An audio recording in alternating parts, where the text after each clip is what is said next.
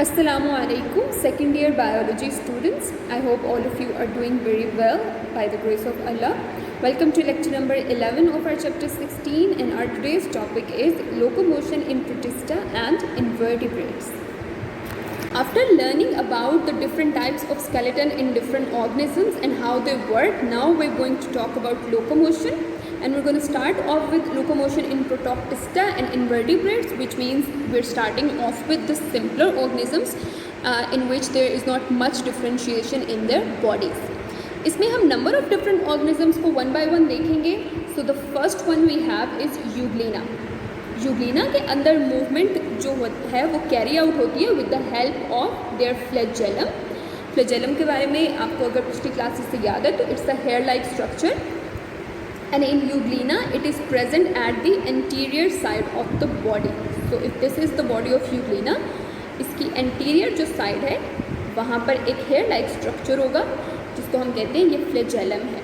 ये flagellum इसके anterior side पे यानी कि जहाँ से mouth या जहाँ से body originate start हो रही होती है ये उस region में present होता है. One thing to remember about this flagellum is that it is whipped back and forth, यानी इसकी आगे पीछे back and forth movement की वजह से यूग्लिना की body move होती है.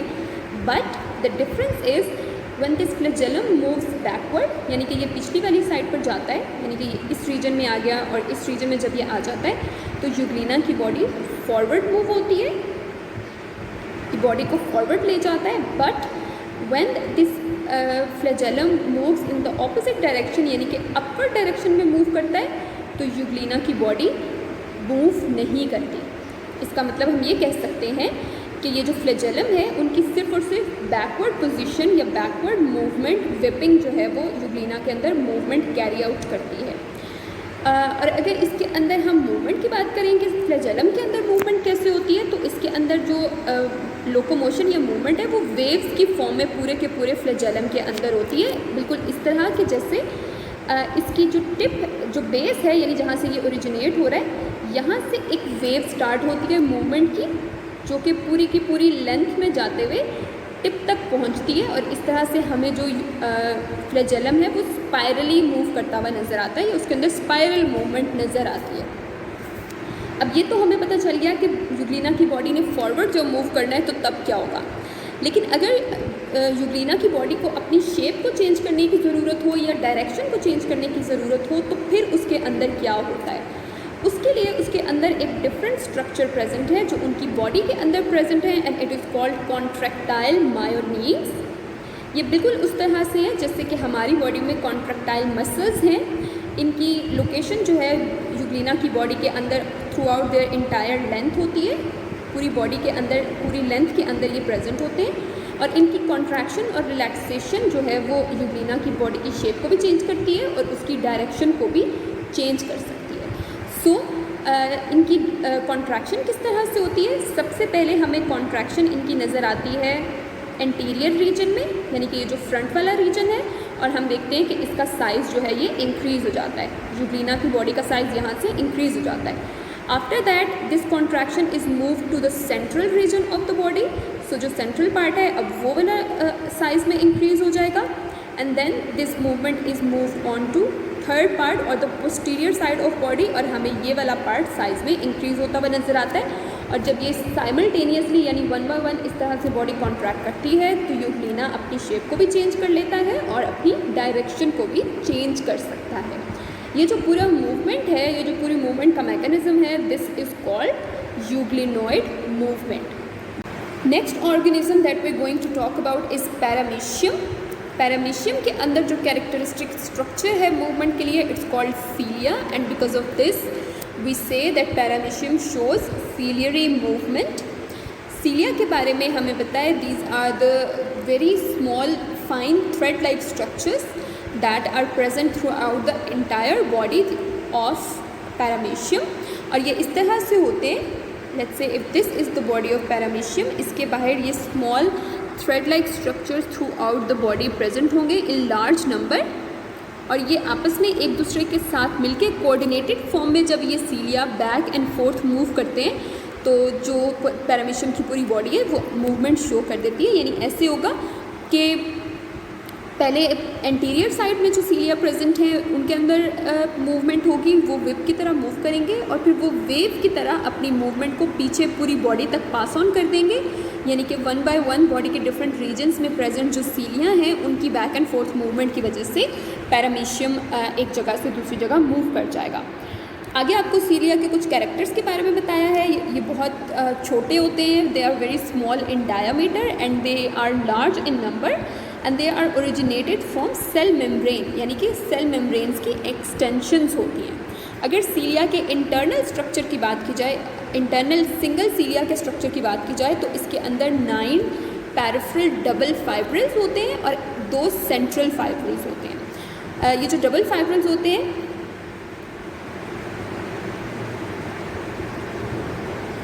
अगर सीलिया के स्ट्रक्चर की बात कर लें हम, इंटरनल स्ट्रक्चर की, तो हमें इसके अंदर डिफरेंट फाइब्रिल्स नज़र आते हैं। देयर आर टोटल 11 फाइब्रिल्स, 9 जो है वो साइड पर, यानी एक सीलिया की सराउंडिंग जो पेरिफेरल रीजन है वो हमें यहाँ पर नज़र आते हैं और 2 हमें सेंटर में नज़र आते हैं। इस तरह से इनके स्ट्रक्चर को हम ज़रा डिटेल से देख लेते हैं। Right here you can see in this diagram, आपको एक सीलिया का इंटरनल स्ट्रक्चर दिखाया जा रहा है, सिंगल सीलिया का, जिसमें आपको पेरिफेरल रीजन में 9 फाइब्रिल्स नज़र आ रहे हैं, जो कि हर एक फाइबर पेयर की फॉर्म में है और वो पेयर हमें 8 की शेप में अरेंज हुआ हुआ नज़र आ रहा है। 2 फाइब्रिल्स जो हैं वो यहाँ सेंटर में प्रेजेंट है। अब इनकी जो मूवमेंट है उसकी वजह से सीलिया ने बैक एंड फोर्थ मूव करना है। सो अगर हम एक सिंगल सीलिया की बात करें तो उसके अंदर ये मूवमेंट 2 स्टेप्स में होती है। पहला स्टेप जो है उसके अंदर, this is the first step, इसके अंदर जो फर्स्ट 5 फाइब्रिल्स हैं पेरिफेरल में, जहाँ पे मैंने लाइन लगा के आपको बता दी है, ये जो फर्स्ट 5 हैं ये कॉन्ट्रैक्ट हो जाते हैं। जब ये कॉन्ट्रैक्ट होते हैं, so let's say this is the position of सीलिया at any movement. इनकी कॉन्ट्रैक्शन की वजह से ये जो सीलिया हैं ये अपनी शेप से बैकवर्ड मूव कर जाते हैं या फॉरवर्ड मूव कर जाते हैं, अपनी पोजीशन से हट जाते हैं। सो लेट्स से ये यहाँ से यहाँ पे पहुँच गया है। ये है हमारे पास first stage of movement and we call this effective stroke. This movement is called effective stroke. On the other hand, जब नेक्स्ट 4 हमारे पास जो फाइब्रिल्स प्रेजेंट हैं, अब ये जब कॉन्ट्रैक्ट करेंगे तो ये हमारे पास सेकेंड स्टेज आ गई और इस केस में हमारा जो सीलिया है वो बैकवर्ड से वापस अपनी ओरिजिनल पोजीशन की तरफ चला जाएगा।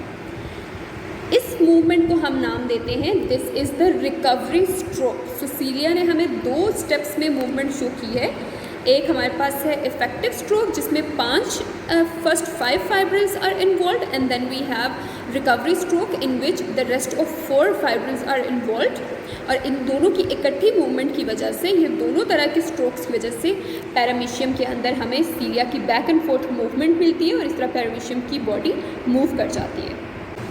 अब next we going to talk about locomotion in amoeba.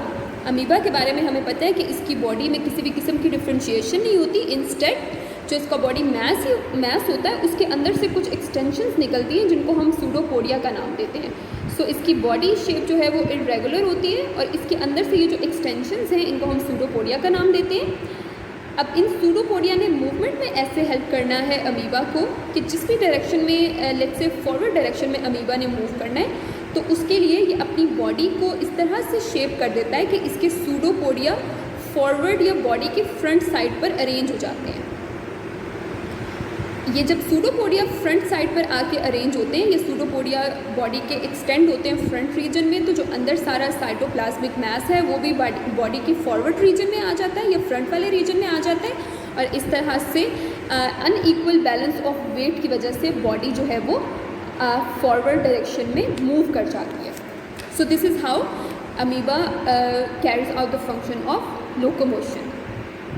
अब हम बात करते हैं लोकोमोशन इन जेलीफिश। जेलीफिश के अंदर जो उसकी बॉडी है वो अम्ब्रेला शेप्ड होती है जिसको हम नाम देते हैं बेल का, और ये पूरी की पूरी बॉडी जो है वो इन्वॉल्व होती है इसकी मूवमेंट में। So what happens is this bell-like region of the body which has a mouth on the lower side and also tentacles.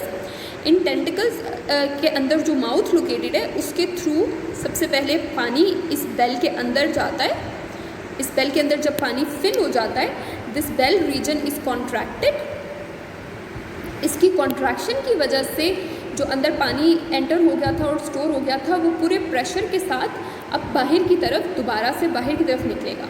सो जब बॉडी कॉन्ट्रैक्ट करेगी तो ये पानी को बाहर की तरफ पुश कर देगी, और जो पानी की बाहर की तरफ पुश होगा, पानी का जो सडन बाहर की तरफ मूवमेंट होगी, इसकी वजह से जो जेलीफिश की बॉडी है वो फॉरवर्ड डायरेक्शन में मूव कर जाएगी। ये बिल्कुल उसी तरह से जैसे हम देखते हैं रॉकेट लॉन्च में या फिर जेट्स की मूवमेंट में, कि जब उनके जो इंजन के अंदर से एक पूरे प्रेशर के साथ जब फायर या जो आग है जो या धुआं है जब वो बाहर की तरफ निकलता है, जब धुआं बाहर की तरफ निकलता है तो जो जेट है वो फॉरवर्ड डायरेक्शन में मूव कर जाता है। इस वजह से इस मूवमेंट को हम जेट प्रोपल्जन का नाम भी देते हैं।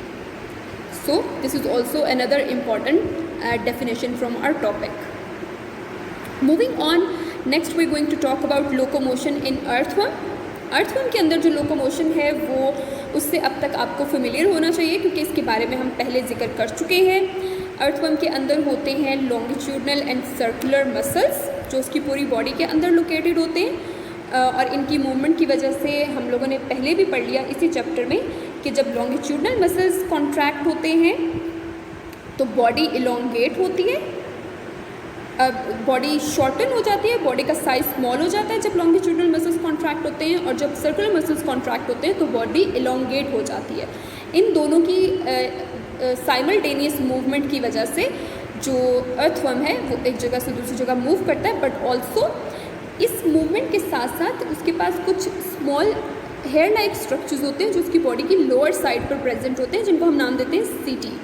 ये जो सीटी होते हैं इनका काम मूवमेंट का नहीं होता, इंस्टेड इनका काम एंकरिंग का होता है। यानी कि जब अर्थवर्म ने सॉइल के ऊपर या जहाँ पर भी मूव करना है तो ये जो बैक एंड फोर्थ उसकी बॉडी की कॉन्ट्रैक्शन और रिलैक्सेशन वाली मूवमेंट है, उस दौरान में उसने जिस भी सरफेस के साथ स्टिक करना है वहाँ पर एंकरिंग का काम ये सीटी या स्मॉल हेयर लाइक स्ट्रक्चर्स करते हैं। और ये जो एक्सटेंशन एंड कॉन्ट्रैक्शन वाली जो मूवमेंट है अर्थवर्म के डिफरेंट रीजन्स में, वो अर्थवर्म की बॉडी के फर्स्ट पार्ट या बिगिनिंग वाले रीजन से डिफरेंट पार्ट्स तक मूव करती रहती है, और इस तरह से जो अर्थवर्म की बॉडी इटसेल्फ है वो ऑपोजिट डायरेक्शन में मूव कर जाती है इन दोनों मसल्स की वजह से। आगे हमारे पास है लोकोमोशन इन कॉकरोच। कॉकरोच के अंदर प्रेजेंट होते हैं स्मॉल लिम्स या लेग्स प्रेजेंट होती हैं, और इसके अंदर जो मूवमेंट है वो इन्हीं लेग्स की वजह से होती है, but also they can also fly. Cockroaches के अंदर विंग्स भी होते हैं जिसकी मदद से वो उड़ भी सकते हैं। सो जब इन्होंने चलना होता है, जो इनकी जो लेग्स होती हैं वो पहले एक साइड वाली लेग्स मूव करती हैं, and then the other side of the other part of the leg move after the first one. इस पिक्चर से आपको ज़्यादा क्लियर अंदाज़ा हो जाएगा कि कॉकरोच में मूवमेंट कैसे होती है। So you can see that cockroaches have 3 pairs of legs. 2 जो हैं वो 4 लिम्स हैं राइट हेयर, ये जो आपको नज़र आ रहे हैं। 2 जो हैं वो सेंट्रल या मिड लिम्स हैं, and then last 2 are the hind limbs. तो इसके अंदर मूवमेंट कैसे होगी कि पहले एक साइड वाले लिम्स मूव करेंगे in forward direction. Let's say जब इसको फॉरवर्ड मूव करना है तो फॉरवर्ड डायरेक्शन में पहले एक साइड वाले लिम्स मूव करेंगे, और इनमें से भी जो लिम्स मूव करते हैं वो 4 लिम्स और हाइंड लिम्स होते हैं। जो सेंटर में जो लिम्स होते हैं इनका काम जस्ट एंकरिंग का होता है, ये मूवमेंट का काम शो नहीं करते। So first these are going to move forward, और फिर उसके बाद जब ये तीनों मूव कर जाएंगे आगे की तरफ, उसको फॉलो करते हुए सेकेंडली फिर ये वाला रीजन मूव करेगा, और इस तरह जो कॉकरोच है उसकी पूरी बॉडी हमें फॉरवर्ड साइड पर मूव होती हुई नज़र आती है। इसके अलावा जो इसके ऊपर यहाँ विंग्स प्रेजेंट है इसकी बॉडी के अपर साइड पर, इन विंग्स में से जो लोअर साइड पे 2 विंग्स प्रेजेंट होते हैं, सबसे लोअर रीजन में जो 2 विंग्स प्रेजेंट होते हैं, जब वो एक्सटेंड आउट होते हैं बॉडी से तो वो बॉडी को इस तरह से सपोर्ट प्रोवाइड करते हैं कि वो बॉडी एयर के अंदर फ्लोट कर सकती है। सो इस तरह से cockroaches move with the help of their legs as well as their wings. Next we have locomotion in snail.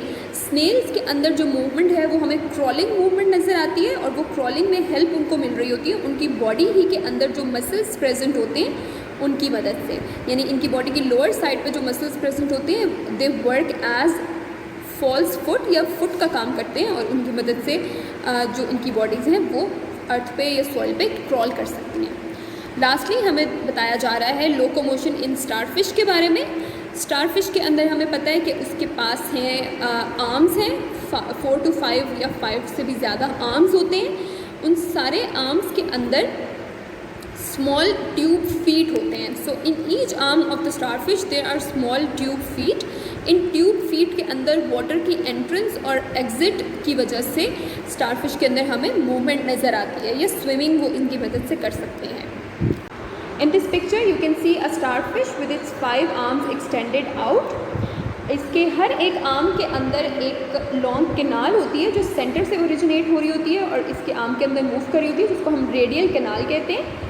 In radial canals के अंदर से एक्सटेंशंस होती हैं जो लोअर रीजन में प्रोट्रूड आउट हो रही होती हैं, या बाहर की तरफ निकली हुई होती हैं। These are called tube feet. Here you can see tube feet are located on the lower region like this. In tube feet के अंदर पानी की इनवर्ड एंड आउटवर्ड मूवमेंट की वजह से स्टारफिश जो है वो मूवमेंट शो करती है। So what happens is when the water moves inside these tube feet, तो ये ट्यूब फीट का जो रीजन है ये स्वेल हो जाता है, या इसके अंदर पानी की वजह से इसका साइज़ इंक्रीज़ हो जाता है और ये स्टारफिश को किसी भी सरफेस के साथ स्टिक कर देती है।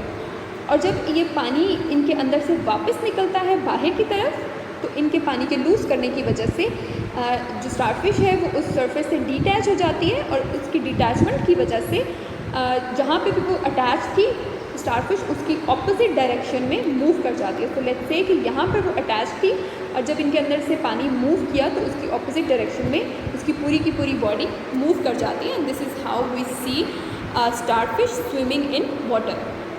You can see here I have added some questions that can be asked from today's topics. You can also be asked about locomotion in a certain invertebrate organism. So either way you should be able to answer these questions. And inshallah I will see you in the next lecture. Allah Hafiz.